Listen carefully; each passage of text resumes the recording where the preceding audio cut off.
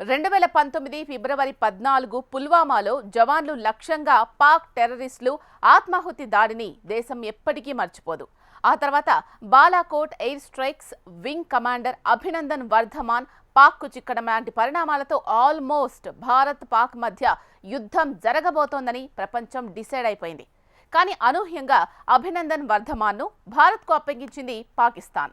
అలా అప్పగించడానికి శాంతి అనే ట్యాగ్ను కూడా వాడింది. కానీ అసలు నిజం అది కాదు. భారత్ నుంచి పాక్ వైపు తిరిగిన 9 డెడ్లీ మిసైళ్లు మోడీ మార్క్ దౌత్యమే పాకిస్తాన్ను కాళబేరానికి తీసుకొచ్చింది. ఈ వివరాలు చెప్పింది ఎవరో కాదు, బాలాకోట్ స్ట్రైక్స్ సమయంలో పాకిస్తాన్లో భారత హైకమిషన్గా ఉన్న అజయ్ బిసారియా. ఇప్పుడు ఆయన రాసిన యాంగర్ మేనేజ్మెంట్ ఖతల్కి రాత మిస్టరీని ప్రపంచం ముందు ఉంచబోతోంది. ఇంతకు అజయ్ బిసారియా బుక్లో ప్రస్తావించిన ఆ రహస్యాలేంటి? పాక్ను తన మార్క్ వ్యూహంతో మోడీ ఎలా దారికి తెచ్చారు? 2019 పుల్వామా ఉగ్రదాడి తర్వాత ఏం జరిగింది? అర్ధరాత్రి మోడీ చాణక్యం పాక్ను ఎలా వణికించింది? బిసారియా చెప్పిన ఖతల్కి రాత్ రహస్యాలు ఏంటి? 2019 ఫిబ్రవరి 14న పుల్వామాలో జైషే ఉగ్రవాదుల ఆత్మాహుతి దాడిని ఎప్పటికీ మర్చిపోలేం. పాక్ టెర్రరిస్టుల దాడిలో 40 మంది భారత జవాన్లు అమరులయ్యారు. ఆ దాడి తర్వాత భారత్ పాక్ మధ్య ఉద్రిక్తతలు పీక్స్ కు చేరిపోయాయి. దౌత్య సంబంధాలు పాతాళానికి పడిపోయాయి. ఇదే సమయంలో మన జవాన్ల మరణానికి ప్రతీకారం తీర్చుకోవాల్సిందే అనే డిమాండ్లు పెరిగాయి. వాస్తవానికి పుల్వామా దాడికి బదులిచ్చేందుకు మోడీ సర్కార్ కూడా ప్లాన్ ఆఫ్ యాక్షన్ మొదలుపెట్టింది. మన ఎయిర్ ఫోర్స్ తో బాలకోట్ లో ఉన్న ఉగ్ర శిబిరాల ధ్వంసానికి స్కెచ్ వేసింది. అనుకున్నట్టుగానే 2019 ఫిబ్రవరి 26న ఆ యాక్షన్ లోకి దిగింది ఇండియన్ ఎయిర్ ఫోర్స్.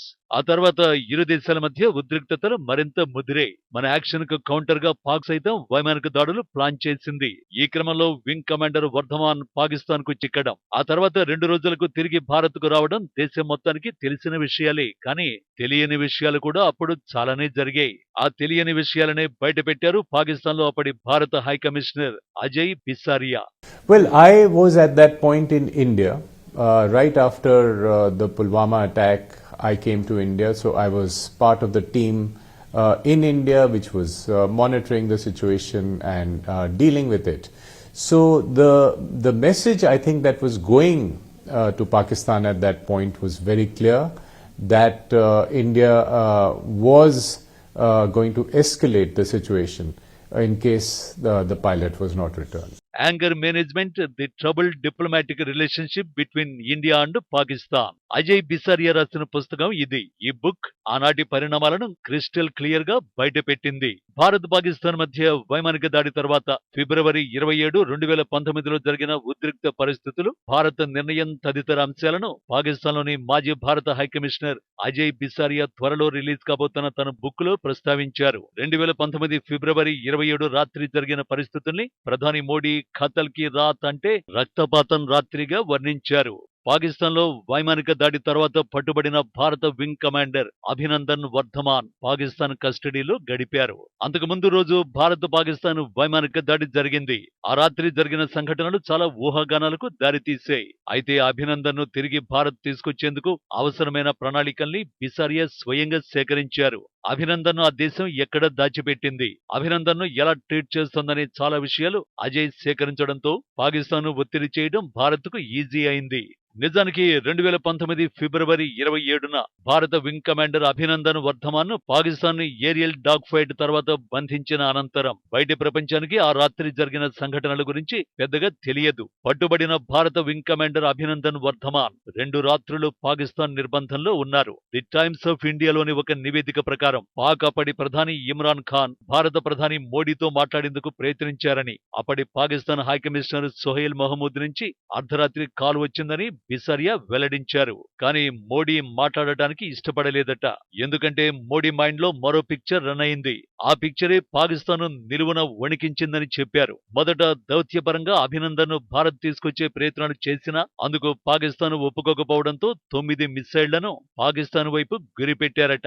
ఆ వెంటనే ఏ క్షణమైనా వాటిని ప్రయోగిస్తామని పాకిస్తాన్ హెచ్చరించడంతోనే అభినందన్ ను విడిచిపెట్టింది పాకిస్తాన్. పైకి మాత్రం వర్ధమాన్ విడుదలకు పీస్ కలరింగ్ ఇచ్చినట్టు బిసారియా తెలిపారు. మరోవైపు భారత్ ఎప్పుడైతే తన వైపు క్షిపణుల్ని గురిపెట్టిందో ఆ వెంటనే పాకిస్తాన్ విదేశాంగ కార్యదర్శి అమెరికా, యూకే, ఫ్రాన్స్లకు సమాచారం అందించినట్టు అజయ్ వివరించారు. భారత్ 9 క్షిపణులను తమపైకి ఎక్కుపెట్టిందని, వాటిని ఏ క్షణంలో అయినా ప్రయోగించే అవకాశం ఉందనేది వారికి అందిన సందేశమని వెల్లడించారట. దీని వెంటనే మీ ప్రభుత్వాలకు తెలియచేసి భారత్కు సర్ది చెప్పాలని పాక్ కార్యదర్శి ఆయా రాయబారులను కోరినట్లు అజయ్ తెలిపారు.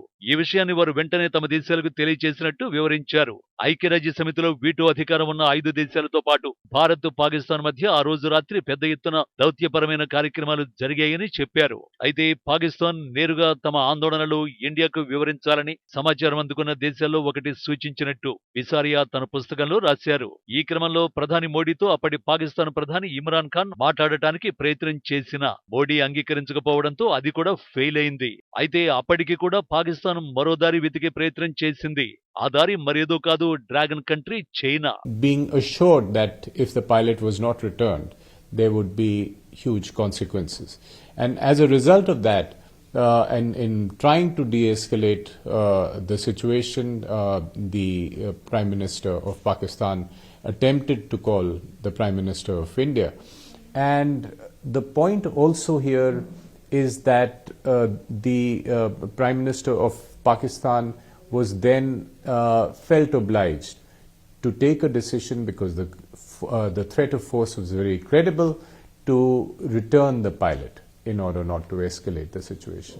ఎప్పుడైతే పశ్చిమ దేశాలు నేరుగా భారత్తోనే చర్చించి సమస్యను పరిష్కరించుకోవాలని తేల్చి చెప్పాయో అప్పుడు ఇమ్రాన్ సర్కార్కు బీజింగ్ తో దోస్తీ గుర్తొచ్చిందట. దీంతో వెంటనే ఇమ్రాన్ ఆ దిశగా ప్రయత్నాలు మొదలుపెట్టినట్టు అజయ్ తెలిపారు. భారత్ కు అమెరికా మద్దతునిస్తోంది కాబట్టి చైనా తమ వెంట ఉండాలని బీజింగ్ ముందు ప్రతిపాదన పెట్టారట.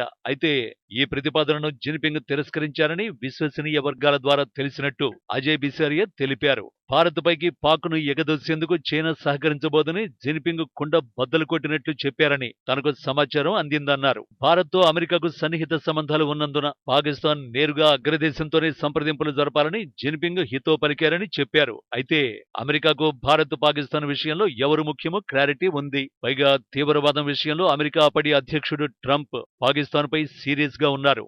అలాంటి సమయంలో భారత్తో వైరం విషయంలో సాయం కోరితే ఏం జరుగుతుందో ఇమ్రాన్ సర్కార్కు తెలుసు. దీంతో అభినందన్ వర్ధమాన్ను విడిచిపెట్టడం మినహా మరో ఛాయిస్ లేకుండా పోయింది. అంతర్జాతీయంగా పరువు పోకూడదు కాబట్టి శాంతి అనే ట్యాగ్ తగిలించి వర్ధమాన్ను విడిచిపెట్టింది. અમેરિકાના ઉચ્ચ એક વ્યક્તિએ એક નિવેદન કર્યું કે મોદીએ બીજા દિવસે એક સાથે 12 મિસાઇલો હુમલો કરવાનું કરીને ક્યાં કહ્યું હતું, પરિસ્થિતિ ગંભીર થઈ જાત. આ સારું થયું કે પાકિસ્તાને પાયલોટને પાછો મોકલવાની જાહેરાત કરી દીધી, નહીં તો એ રાત કતલની રાત હતી. అభినందన్ వర్ధమాన్ భారత్కు తిరిగొచ్చిన తర్వాత మోడీ చేసిన సంచలన కామెంట్స్ ఇవే. 2019 పార్లమెంటు ఎన్నికల క్యాంపెయినింగ్ లో పాకిస్తాన్ కు ఓ రేంజ్ లో వార్నింగ్ ఇచ్చారు. అభినందన్ వర్ధమాన్ ను విడిచిపెట్టి పాకిస్తాన్ మంచి పని చేసిందని, లేదంటే పాకిస్తాన్ భయంకరమైన రాత్రి చవిచూడాల్సి వచ్చేదన్నారు. అప్పుడు మోడీ చేసిన వ్యాఖ్యలకు అజయ్ బిసారియా తన పుస్తకంలో రాసుకొచ్చిన విషయాలు బలాన్ని చేకూరుస్తున్నాయి. Yes, the Prime Minister did mention this in his campaign speech. He was talking and he did refer to this episode, but Imran Khan also referred to this episode in his own speech in Parliament, that he had made an attempt to talk to the Indian Prime Minister. And apart from that, there was a conversation in Pakistan's Parliament also, which has been reported by Pakistan's an MP. He mentioned that both Foreign Minister Qureshi and the Army Chief Bajwa came to brief the MPs and said there's a serious danger of the crisis escalating and India taking hard action, and therefore we should return the pilot. Overall గా Ajay anger management the troubled diplomatic relationship between India and Pakistan పుస్తకం Abhinandan Vardhaman episode ని మరింత కళ్లకు కట్టినట్టు వివరించబోతున్నట్టు మాత్రం అర్థమైపోతోంది. ఇదే సమయంలో Modi mark దౌత్యం ఎలా ఉంటుందో ప్రపంచానికి చెప్పడానికి ఇంతకంటే బెస్ట్ ఛాయిస్ మరేది ఉండదనే చర్చ జరుగుతోంది. ఏది ఏమైనా పుల్వామా ఉగ్రదాడికి కౌంటర్ గా ఇండియన్ ఎయిర్ ఫోర్స్ చేసిన బాలకోట్ ఎయిర్ స్ట్రైక్స్, ఆ తర్వాతి పరిణామాలను సామాన్య ప్రజల ముందుకు తెచ్చిన పుస్తకంగా అజయ్ బిసారియా బుక్ సరికొత్త రికార్డులు సృష్టించడం ఖాయం.